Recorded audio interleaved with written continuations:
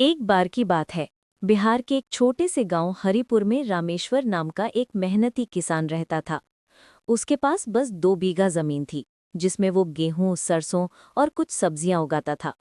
साल भर की मेहनत के बाद जब फसल तैयार होती, तभी उसकी असली खुशी झलकती। पर इस बार बरसात ठीक से नहीं हुई थी।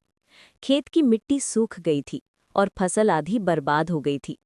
दिवाली आने को थी, पर रामेश्वर के घर में न तेल था, न मिठाई, न दीपक। रामेश्वर की पत्नी सीता ने उदास होकर कहा, इस बार दिवाली कैसे मनाएंगे जी? रामेश्वर मुस्कुराया। अरे सीता, दिवाली दीपों की नहीं, दिलों की होती है। जो मेहनत हमने की है, वही हमारा असली प्रकाश है। अगले दिन वो अपने खेत गया।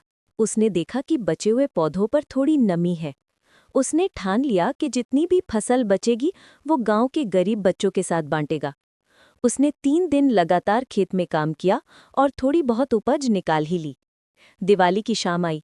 पूरे गांव में रोशनी थी, पर रामेश्वर के घर में बस एक मिट्टी का दिया जल रहा था। तभी गांव के कुछ बच्चे उसके दरवाजे पर आए। वे बोले, काका, सबके घर मिठाई मिल रही है, हमारे पास कुछ नहीं। रामेश्वर ने अपनी छोटी टोकरी में रखी मिठाई और चने उन बच्चों में बांट दिए। बच्चों की हंसी से उसका घर गूंज उठा।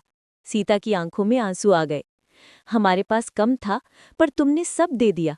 रामेश्वर ने कहा, दिवाली तो तभी होती है जब किसी और के चेहरे पर मुस्कान आए। उसी समय गांव के सरपंच वहां पहुंचे। उन्होंने देखा कि बच्चे खुश हैं, रामेश्वर का घर उजाला फैला रहा है।